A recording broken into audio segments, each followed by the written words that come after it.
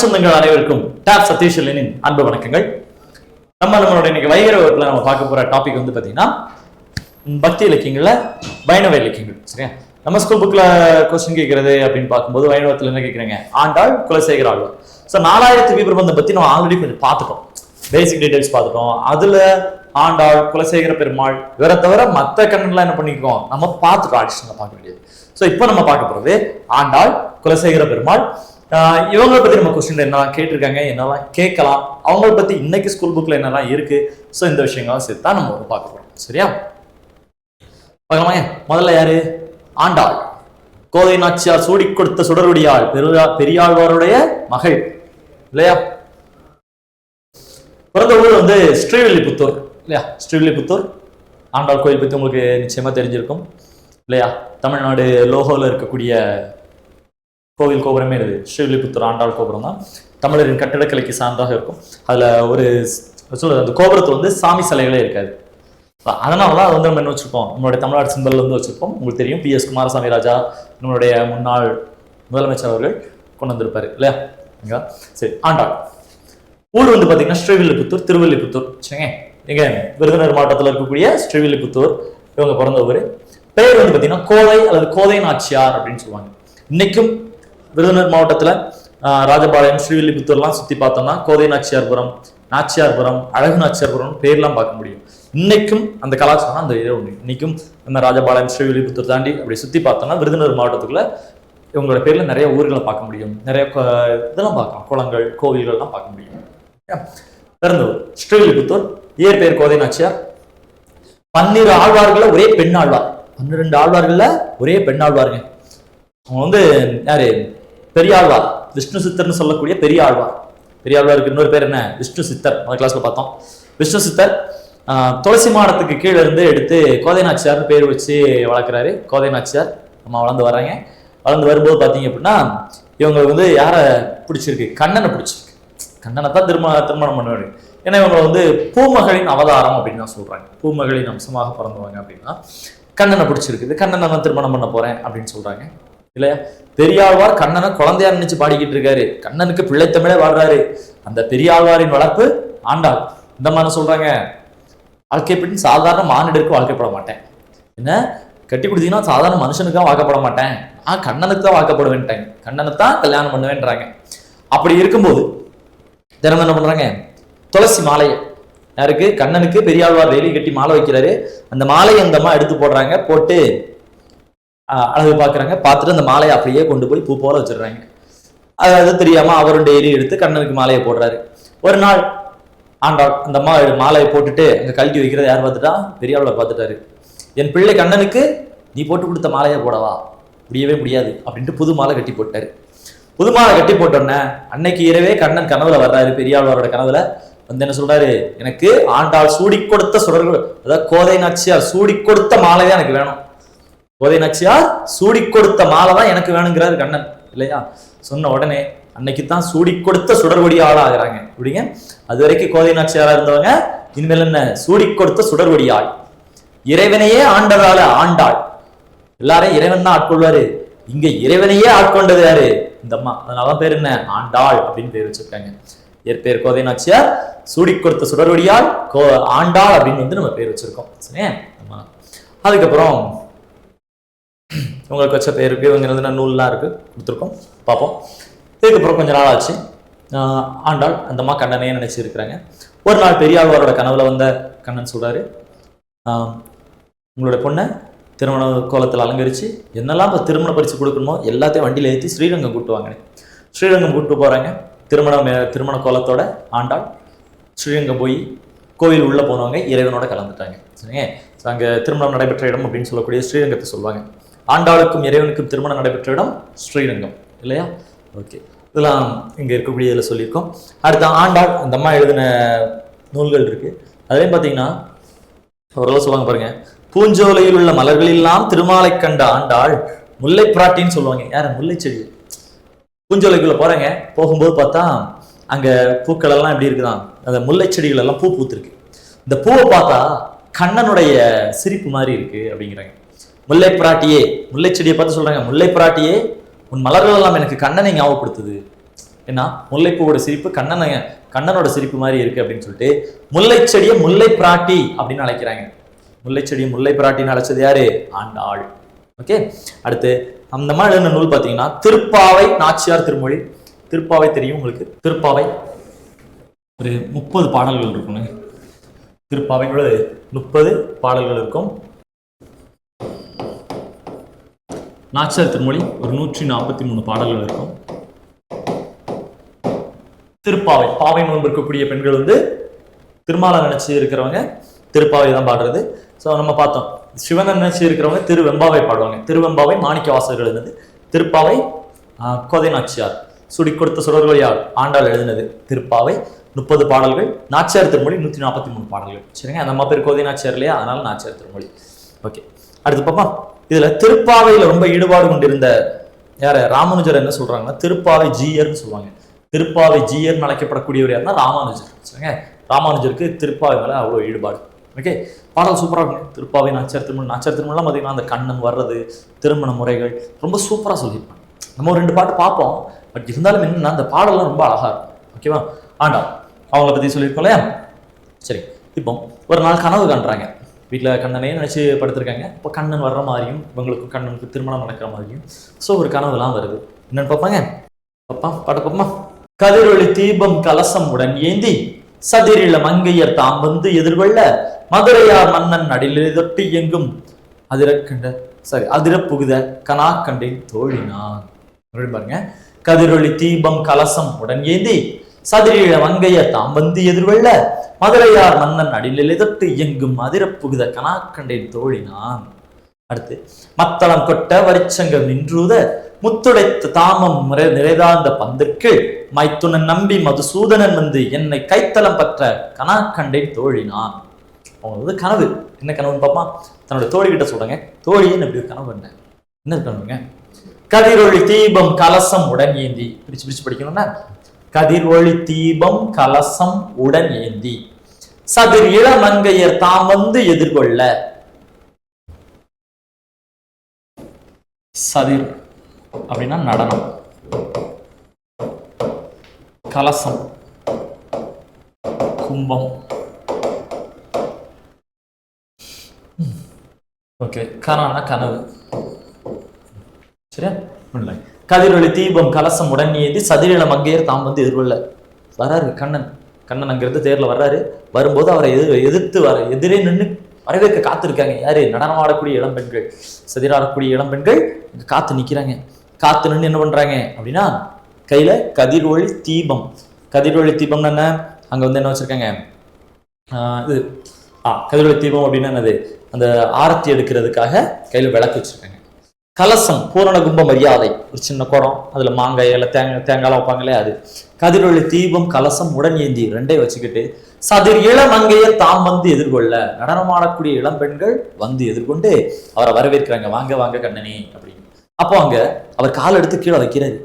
மதுரையார் மன்னன், மதுரையை ஆட்சி செய்யக்கூடிய மன்னனாகிய கண்ணன், மதுரையை ஆட்சி செய்யக்கூடிய மன்னனாகிய கண்ணன் கால் எடுத்து வைக்கிறாரு.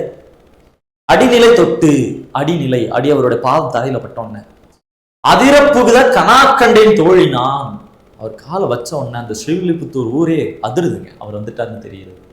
அப்படி ஒரு கனவு கண்டேன். எப்படிங்க? கதிரொளி தீபம் கலசம் உடன் ஏந்தி சதிர் இளமங்கையர் தாம் வந்து எதிர்கொள்ள மதுரையார் மன்னன் அடி நிலை தொட்டு எங்கும் அதிர புகுத கனா கண்டேன் தோழினான். ஒளி வீசக்கூடிய தீபம் ஒரு பக்கம், கலசம் பூரண கும்ப மரியாதை ஒரு பக்கம். இதை வச்சுக்கிட்டு நடனமாடக்கூடிய இளம் பெண்கள் எல்லாம் வரவேற்க காத்திருக்கிறாங்க, எதிர்கொண்டு காத்திருக்காங்க. அப்போ மதுரையை ஆட்சி செய்யக்கூடிய மன்னனாகிய கண்ணன் இப்போ தேர்ல இருந்து கால் எடுத்து கீழே வைக்கிறாரு. அவர் வச்சவன ஸ்ரீவில்லிபுத்தூர் ஊரே அப்படி அதிருதுங்க. அதாவது மதுரையார் மன்னன் அடிநிலை தொட்டு எங்கும் அதிர புகுத கனாக்கண்டேன் தோழினான். இப்போ கண்ணன் வர்றாரு. வந்தவர் இப்படி திருமண சடங்குகள் பத்தி எல்லாம் சொல்லியிருப்பாங்க. கண்ணனுக்கு முன்னாடி உட்காந்து அந்தணர்கள் வேதம் சொல்லி வரவேற்கிறது, வேதம் சொல்லி வாழ்த்துறது, மந்திரங்கள் சொல்றது, கங்கணம் கட்டுறது. அடுத்து கண்ணனுடைய சகோதரியான துர்க்கை அம்மன் வந்து ஆண்டாளுக்கு மாலை போடுறது. ஸோ இந்த மாதிரி திருமண சடங்குகள்லாம் கனவா நிறைய கொடுப்பாங்க. பட் நமக்கு வந்து பாட்டு ஃபுல்லா கொடுக்காம கொஞ்சம் ஸ்கிப் பண்ணிட்டு திரும்ப கொடுத்துருப்பாங்க. சரியா? அடுத்து படுப்போமா? மத்தளம் கொட்ட வரிச்சங்கம் நின்றூத முத்துடை தாமம் நிறைதாழ்ந்த பந்தற்கு மைத்துன நம்பி மதுசூதனன் வந்து என்னை கைத்தலம் பெற்ற கனா கண்டேன் தோழினான். என்ன சொல்றாங்க? மத்தளம் கொட்ட வரிச்சங்கம் நின்றூத. கல்யாணத்துக்கு மத்தளம் வாசிப்பாங்க. வரிச்சங்கம் நின்றூத. வரி அப்படின்னா வரிசையா நின்று சங்கு ஊதுறாங்க. அன்னைக்கு வந்து எல்லா விதமான விழாக்களையும் சங்கு ஊதுற பழக்கம் உண்டு. கோவில் திருவிழாக்களாக இருக்கலாம், கோவில்களாக இருக்கலாம். ஸோ நல்லது கெட்டது எல்லாத்துலேயும் சங்கு ஊதுறது உண்டு. இன்னைக்கும் சில ஊர்களில் வந்து அந்த பழக்கம் இருக்குங்க. இன்னைக்கும் சில ஊர்களில் திருமணத்துக்கு சங்கு ஊதுற பழக்கம் இருக்கத்தான் செய்யுது. ஓகே, அதை சொல்கிறோம். அப்படி என்ன வித்தியாசமான கல்ச்சர் இருந்தால் சொல்லுங்கள், சின்ன வீடியோவில் கமெண்ட் பண்ணுங்கள், பார்ப்போம். ஓகேவா? தெரிஞ்சுக்கணும்ல, நம்ம தமிழ்நாட்டுக்குள்ளே இருக்கிறோம், நிறைய கல்ச்சர்லாம் அழிஞ்சு போன கலாச்சாரங்கள் இருக்குல்ல. இப்படி வித்தியாசமான கலாச்சாரம் இருந்தால் மறக்காமல் சொல்லுங்கள், சரியா? மறக்காமல் கமெண்ட்டில் சொல்லுங்கள், நான் நிச்சயமாக இந்த தடவை பார்க்குறேன். சரிங்க, இந்த மாதிரி கொஞ்சம் நிறையா கேட்டுக்கிட்டா நம்மளும் அடுத்து ஷேர் பண்ணிக்கலாம்ல. ஓகே, இந்த மாதிரி உங்களுக்கான சின்ன சின்ன சடங்குகள் கலாச்சாரங்கள் வித்தியாசமாக இருந்தால் கமெண்ட்டில் மறக்காமல் சொல்லுங்கள். ஓகே, நம்ம ஊரோட பெருமை எல்லாருக்கும் தெரியட்டும். ஓகே, திருப்பமா மத்தான் கொட்ட வரிச்சென்றூர் முத்துடைத்தாமம் நிறைதாழ்ந்த பந்தல் கீழ். முத்து மாலைகள் தொங்கவிடப்பட்ட பந்தலுக்கு கீழே மைத்துனன் நம்பி, என் மைத்துனன் ஆகிய கண்ணன் வர்றாரு. மதுசூதனன் ஆகிய, மது எனும் அரக்கனை அழைத்தவனாகிய மதுசூதனாகிய கண்ணன். சரிங்க, மைத்துன நம்பி மதுசூதனன் வந்து என் மைத்துனனாகிய மதுசூதனனாகிய கண்ணன் வர்றாரு. என்னை கைத்தலம் பற்ற, என்னை கையை பிடிச்சி கல்யாணம் பண்ற மாதிரி கனா கண்டேன் தோழினான். மத்தளம் கொட்ட வரிச்சங்கம் நின்றூத முத்துடை தாமம் நிறைதாழ்ந்த பந்தற்கில் மைத்துனன் நம்பி மதுசூதனன் வந்து என்னை கைத்தலம் பற்ற கனா கண்டேன் தோழினான். சூப்பரான பாட்டுலங்க, நல்லா இருக்கும் அந்த பாட்டு. இதுல இடையில இருக்க பாட்டுலாம் பத்தி இந்த திருமண சடங்குகளை பத்தி அந்த என்னென்ன பண்ணாங்க அப்படிங்கிறதெல்லாம் நிறைய சொல்லியிருப்பாங்க. குங்குமம் வைக்கிறது, கங்கணம் கட்டுறது, மணமகனாகிய கண்ணனின் சகோதரி யாரு, திருமாலோட சகோதரி யாரு, துர்க்கை வந்து ஆண்டாளுக்கு மாலை போடுறது, இப்படி நிறைய இருக்கும் அந்த பாடல் வந்து. சரியா? இதுல வந்து நம்ம கொடுத்தது சிலபஸ் படி பார்த்தீங்கன்னா இந்த 2 இருக்கு. இந்த 2 பாட்டை நம்ம பார்த்துருக்கோம் ஸ்கூல் புக்கில். ஓகே, இப்போ ஆண்டாள் நம்ம பத்தி பார்த்தோம்லங்க. ஆண்டாள் பத்தி பார்க்கும்போது அவங்க பிறந்தது ஸ்ரீவில்லிபுத்தூர், துளசி மாடத்துக்கு கீழே இருந்து எடுத்து வளர்த்தது பெரியாழ்வார், விஷ்ணு சித்தர் என்று அழைக்கக்கூடிய பெரியாழ்வார். குரூப் 1ல கேட்டாங்கல்ல, ஆண்டாளின் வளர்ப்பு தந்தை விஷ்ணு சித்தர் எனக்கூடிய பெரியாழ்வார் அப்படின்னு குரூப் 1ல கேட்டாங்க. ஓகே, அதுக்கப்புறம் என்ன, பச்சை பேரு கோதை நாச்சியார், இறைவனுக்கு மாலையை சூடி கொடுத்தனால சூடி கொடுத்த சுடர்கொடியாள், அதுவே அந்த இறைவனையே ஆண்டதுனால ஆண்டாள். இவ்வளவு பேரு இல்லையா? ஓகே, இவங்க எழுதினது திருப்பாவை 30 பாட்டு, நாச்சியார் திருமொழி 143 பாட்டு. ஓகே, இதுல திருப்பாவை ஜியர்னு சொல்லப்படக்கூடிய ராமானுஜர் இது மேல இருக்கக்கூடிய ஈடுபாடெல்லாம் அதை பத்தி நிறைய சொல்லியிருப்பாரு. ஓகே, அடுத்த படம் பார்ப்பாங்க. இப்படி கண்ணனையே கணவனா அடைவேன், வாக்கப்பட்ட சாதாரண மனுஷனுக்கு வாக்கப்பட மாட்டேன், நான் கணவனா நினைச்சு கண்ணனுக்கு தான் வாக்கப்படுவேன்னு சொன்னது ஆண்டாள் மாதிரி இன்னொருத்தர் இருக்காரு. கம்ப மத யானையின் கழுத்தகத்தின் மேலிருந்து இன்பமும் அரசும் வேண்டும் பதவியும் வேண்டும் விட்டாரு. என்னது, பட்டத்து யானை மேல உட்கார்ந்து ஆட்சி பண்ணக்கூடிய இன்பமும் வேண்டாம், அரசும் வேண்டாம், பதவியும் வேண்டாம், பணமும் வேண்டாம், பொருளும் வேண்டாம், இறைவனே வேணும்னு வந்தவர் குலசேகர பெருமாள். குலசேகர ஆழ்வார் இருக்கார் இல்லையா, இறைவன் நினைச்சு வந்தவருங்க. மொத்த நாட்டையும் விட்டுட்டு வந்தாரு. சேர நாட்டு இளவரசனுங்க, சேர நாட்டு அரசனாகிய குலசேகர ஆழ்வார். ஓகே, இவர் பிறந்த ஊரு திருவஞ்சைக்களம். இவர் பத்தி பார்க்கலாம். சேர அரச வம்சத்துல வந்தவர். அதனால அவருக்கு பேர் பாருங்க, கொல்லிக்காவலன் கூடல் நாயகன் கோழிக்கோ.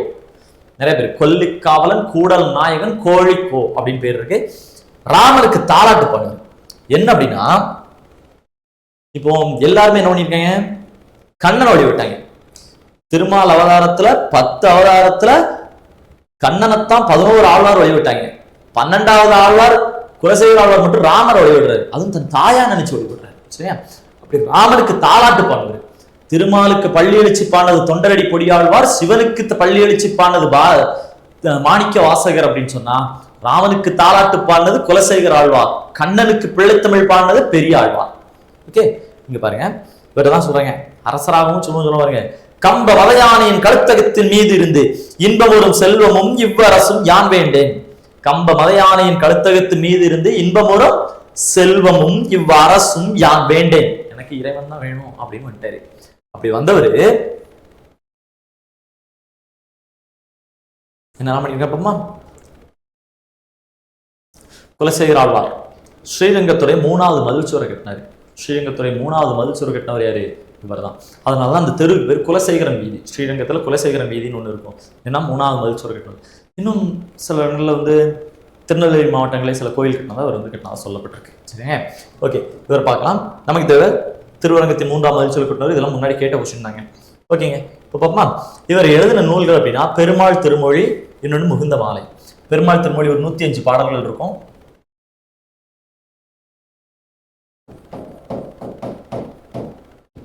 பெருமாள் திருமொழி ஒரு 105 பாடல். முகுந்த மாலை அப்படிங்கிறது வடமொழி, சான்ஸ்கிரிட்ல எழுதியிருப்பாருன்னு, வடமொழி சான்ஸ்கிரிட்ல எழுதியிருப்பாருன்னு. ஓகே, இவருக்கு வேற என்ன பேர் இருக்கு? கொல்லிக்காவலன், கூடல் நாயகன், கோழிக்கோ.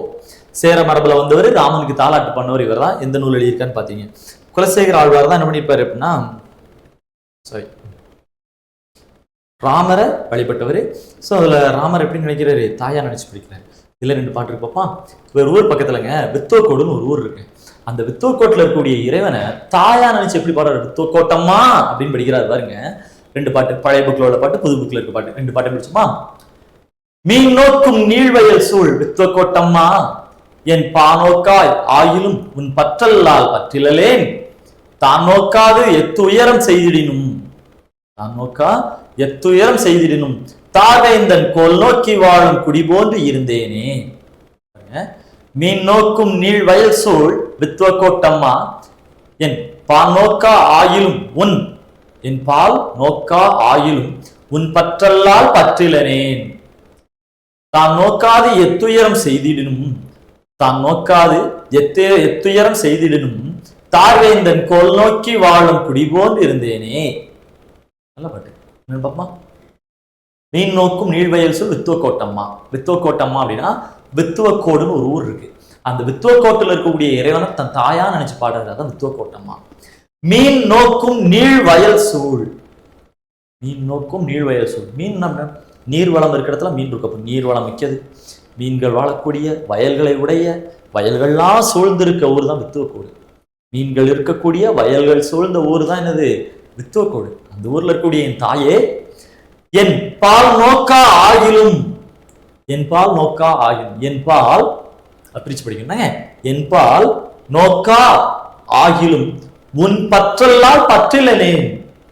என்பால் நோக்கானா என்ன நீ பார்க்கலனாலும் உன்னை விட்டு நான் வேற யார் பக்கம் திரும்பலையே, உன் பற்றல்லால் பற்றிலலேன், என்னை தவிர வேற யார் மேலே எனக்கு பற்றில்லையே சொல்றாங்க. மீன் நோக்கும் நீழ்வயல் சொல் வித்தோகோட்டம்மா, மீன்கள் நிறைந்த வயல்களை உடைய, பெரிய வயல்களை உடைய வித்தோக்கோட்டு ஊர்ல இருக்கக்கூடிய என் தாயே அப்படின்னு இறைவனை பார்த்து கூப்பிடுறாரு.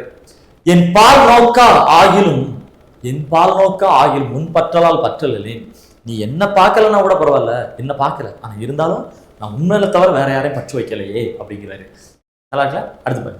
தான் நோக்காது எத்துயரம் செய்திடணும், தான் நோக்காது எத்துயரம் செய்திடணும். மக்களை பார்க்காம எவ்வளவு துயரம் செஞ்சாலும் தார்வேந்தன், தார்னா மாலை,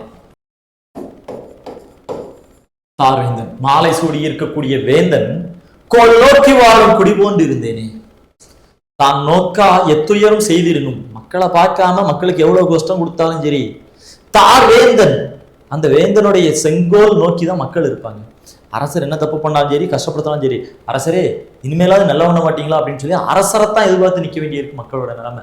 அது மாதிரிதான் என் பால் நோக்கா ஆகிலும் உன் பற்றல்லன் பற்றலனே, நீங்க என்ன பார்க்கலாம் நான் உங்களை மறக்கலையே அப்படிங்கிறாரு.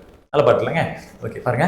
மீன் நோக்கும் நீழ்வயல் சூழ் வித்துவக்கோட்டம்மா, என் பால் நோக்கா ஆகிலும் உன் பற்றல்லால் பற்றிலலேன். மீன்கள் நிறைந்த வயல்களை உடைய, நீண்ட வயல்களை உடைய வித்துவக்கோட்டில் இருக்கக்கூடிய என் தாயே, என்ன நீங்க பார்க்கலனாலும் உங்களை தவிர எனக்கு வேற எந்த பற்றும் இல்லை. தான் நோக்கா எத்துயரம் செய்திடினும் தார்வேந்தன் கோல் நோக்கி வாழும் குடி போன்று இருந்தனே. அதாவது தன்னை பார்த்து தான் பார்க்காம எவ்வளவு கொடுமைகள் செஞ்சாலும் மாலைகள் நிறைந்த மன்னனை நோக்கித்தானே மக்கள் இருக்கிறாங்க. அது மாதிரி தானே என்னை பார்க்கலனாலும் நான் உங்களை நோக்கி தானே இருக்கிறேன் அப்படின்னு அவன் தாயா நினைச்சு பாடுறேன். அடுத்து அதோட ஒரு பாட்டு சொல்லியிருப்பாரு பாருங்க, அதோட ஹைலைட்டா சொல்லியிருப்பாருங்க. வாழால் அறுத்து சுடினும் மருத்துவன்பால் மாளாத காதல் நோயான் போல் மாயத்தால் மீளா துயர்தரின் வித்துவக்கோட்டம்மா, நீ ஆளா உனதருளை பார்ப்பேன் அடியனே. வாளால் அறுத்து சுடினும் மருத்துவன்பால் மாளாத காதல் நோயாளன் போல் மாயத்தால் மீளா துயர்தரினும் வித்துவக்கோட்டம்மா, நீ ஆளா உனதருளை பார்ப்பேன் அடியனே. இப்ப பாருங்க, வாளால் அறுத்து சுடினும், கத்தியால் அறுத்தாலும் சரி, நெருப்பால சுட்டாலும் சரி, டாக்டர் மேல கோவமா வராது. கீழே விழுந்த அடியை விட டாக்டர் ட்ரீட்மெண்ட் கொடுக்க வலி தான் அதிகமா இருக்கும். கீழே விழுந்தா கூட அவ்வளவு வலிக்குமான்னு தெரியாது, ட்ரீட்மெண்ட் கொடுக்குமா வலிக்கும். ஆனா அவர் மேல கோவப்படுமா? பண்ண மாட்டேன். ஏன்னா அவர் நல்லதுக்கு தான் பண்றாரு, நல்லதுக்காக தானே பண்றாரு. அப்ப அவர் மேல அன்பு தான் கூடும். அதான் சொல்றாங்க, வாளால் அறுத்துச் சுடினும் மருத்துவன் பால் மாளாத காதல் நோயாளன் போல். ஒரு நோயாளிக்கு ட்ரீட்மெண்ட் பண்ணும்போது ஒரு டாக்டர் வந்து கொஞ்சம் கத்தியால் அறுத்தாலும் சரி, நெருப்பால சுட்டாலும் சரி, அவர் மேல கோவம் வருமானம் வராது, அன்பு தான் வரும். அது மாதிரிதான் மாயத்தால் மீளா துயர்தெரினும், அப்படியே சூப்பரா சொல்ல பாருங்க. மீளா துயர்தெரினும் அவர் சொல்லல, கஷ்டம் எனக்கு தீராத கஷ்டத்தை கொடுத்தாலும் அவர் சொல்லல. மாயத்தால் மீளா துயர்தெரினும், மாயம்னா என்ன? உண்மை இல்லாதது, அப்படித்தானே? கஷ்டமும் அப்படித்தான், உண்மை இல்லாதது. இன்னைக்கு இருக்கும் நாளைக்கு போயிடும், அதானுங்க.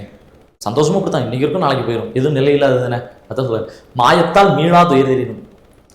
இறைவனே, அதாவது என் தாயான இறைவனே, மாயத்தால் மீளா துயர்தான் என்னது? எனக்கு நீங்க இப்போ ஒரு கஷ்டத்தை கொடுத்துருக்கீங்க, அது தற்காலிகமானது. எனக்கு பார்க்கத்தான் அது மீளாத துயரம் மாதிரி தெரியும், எனக்கு வந்து அது பெரிய துயரம் தான், மீளாத துயரம் தான். ஆனா அது உண்மையிலே மாயமானது, ஏன்னா நீங்க கொஞ்ச நாளைக்கு தான் கொடுத்துருக்கீங்க. இதை நினைச்சு மாயத்தால் தொழிலும் வித்துக்கோட்டம்மா, நீ ஆளா உணர்தவர்களை பார்ப்பேன் அடியேனே, உன்னோட அருளைத்தான் நான் நினைப்பேனே தவிர உங்களால் கோவப்பட மாட்டேன் அப்படிங்கிறாங்க. ஏன்னா இறைவனே நீ கொடுத்த துயரத்தை நான் என்னவா எடுத்துக்கிறேன், என்னை வந்து பக்குவப்படுத்தக்கூட நான் எடுத்துக்கிறேன். மீளா துயர்தெரினும், அது அதாவது தீராத கஷ்டம்னு ஒண்ணு கிடையாது. மாயத்தால் இன்னைக்கு பாக்குறதுக்கு தான் எனக்கு தோணுது தீராத கஷ்டம் மாதிரி தெரியும், ஆனா அப்படி ஒண்ணு கிடையாது. அப்படிப்பட்ட கஷ்டத்தை கொடுத்தாலும் நான் உங்களை விட்டு போக மாட்டேன் அப்படிங்கிறாரு. சரிங்க. வாளால் அறுத்து சுடினும் மருத்துவன் பால் மாளாத காதல் நோயாளன் போல். ஓகேவா? வாளால் அறுத்தாலும் சரி, சுட்டாலும் சரி, கத்தியா நெருப்பால சுட்டாலும் சரி, மருத்துவன் பால் மாளாத காதல் நோயாளன் போல். மருத்துவர் மேல கோவமே வராத ஒரு அன்பா இது போல மாயத்தால் மீளா துயரினும், எவ்வளவு கஷ்டத்தை கொடுத்தாலும் சரி, என்ன பக்குவப்படுத்துறதுக்கு, என்ன சரிப்படுத்துறதுக்கு. டாக்டர் கஷ்டப்படுத்துறாருன்னா இதுக்கு அவர் வேண்டாம் கஷ்டப்படுத்த போறாரு, இல்லை நம்ம நோய் சரியாகணும். அது மாதிரிதான் என்ன எனக்கு இன்னும் பக்குவத்தை கொடுக்கறதுக்கு தான் நீங்க இந்த கஷ்டத்தை கொடுக்குறீங்க. அதனால நீ ஆளா உணர்தவர்களை பார்ப்பேன் அடியேனே, நான் எப்போ உங்களை தான் நினைச்சிட்டு இருப்பேன், உங்களை மறக்க மாட்டேன். சரிங்க. ரெண்டு விதமான அன்பு இல்லையா? ரெண்டு விதமான அன்பு. ஒரு பக்கம் பார்த்தீங்க அப்படின்னா பூமகளின் அவதாரமாக வந்திருந்த ஆண்டாள், சூடி கொடுத்த சுடரொடியாள், இறைவனையே ஆட்கொண்டவளாகி ஆண்டாள் இல்லைங்க. அந்த மாதிரி என்ன பண்றாங்க, கண்ணனையே கல்யாணம் பண்ணுவேன்னு நினைச்சு வாழ்ந்தாங்க தன்னோட துணையாக. இன்னொருத்தர் பாருங்க, குலசேகர பெருமாள் ராமனையே, அது தோக்கோட்டில் இருக்கக்கூடிய இறைவனை தன் தாயா நினைச்சு பாடுறாரு. பார்த்து போலையா நிறைய புலவர்கள். இப்போ தமிழ் எடுத்தது பார்த்தீங்கன்னா மதுரை சொக்கநாதர் மேல ஒரு புலவர் வந்து இப்படி காதல் வயப்பட்டு தூது அனுப்புற மாதிரி அனுப்புவார், நம்ம பார்த்துருக்கோம் இல்லையா? சொக்கநாதர் மேல காதல் வயப்பட்டு தூது அனுப்புற மாதிரி, தமிழையே தூது அனுப்புற மாதிரி ஒரு புலவர் எழுதியிருக்காரு, பார்த்துருக்கோம். அழகர் கிள்ளவிடு தூதுலையும் அது மாதிரி பார்த்துருக்கோம் இல்லையா? ஆனா இந்த பாட்டு ரெண்டு வித்தியாசமானது. ஒருத்தர் இறைவன் தன் தாயாவே நினைச்சு பாட்டேன். சரிங்க. அதில் இந்த பாடல் பாருங்க எவ்வளவு உருக்கமா சொல்லியிருப்பாரு அப்படிங்கிறது ரொம்ப சூப்பரா பாடியிருப்பாங்க. சரி, இந்த ரெண்டு பாடல்கள் ரொம்ப சூப்பரா இருக்கும். சரிங்க. ஓகே, இப்போ வரைக்கும் நம்ம என்ன பார்த்துருக்கோம், சைவ இலக்கியம் பார்த்துருக்கோம். நேற்று வந்து சைவம் வரைக்கும் பார்த்தோம், இன்னைக்கு வந்து வைணவம் பார்த்துட்டோம். சரிங்க. ஸோ அடுத்து மண்டையில இருந்து என்ன பார்க்க போறோம் அப்படின்னு சொன்னீங்கன்னா, அடுத்து கிறிஸ்தவ இலக்கியங்கள் இருக்கு. தேம்பாவணி அதுலேயும் சூப்பராக இருக்குங்க. அதுலேயும் இப்போ ஸ்கூல் புக்கில் இப்போ கரண்டில் இருக்க பாடலாம் ரொம்ப அழகான அற்புதமான பாடலாக இருக்கும். தேம்பாவணி, ரட்சணியாத்திரிகம் இது இருக்குது. அதுக்கப்புறம் இஸ்லாமிய இலக்கியங்களில் சீரா புராணம் இருக்குது, குணங்குடி மஸ்தான் சாஹிப் அவரை படிக்க வேண்டியிருக்கு. ஸோ பக்தி இலக்கியங்களே இன்னும் கொஞ்சம் இருக்குது. சரிங்க. ஸோ நெக்ஸ்ட் வீக் ஃபுல்லாக என்னது நமக்கு வந்து இஸ்லாமிய கிறிஸ்தவ இலக்கியங்கள் இதெல்லாம் வந்து அடுத்த கிளாஸில் நம்ம வந்து பார்ப்போம். ஓகேங்க. ஸோ நெக்ஸ்ட் கிளாஸ் வந்து பார்த்துருப்பீங்க, உங்களுக்கு யூஸ்ஃபுல்லாக இருந்திருக்கேன் நினைக்கிறேன். அடுத்த கிளாஸில் மறுபடியும் சந்திப்போம். நன்றி, வணக்கம்.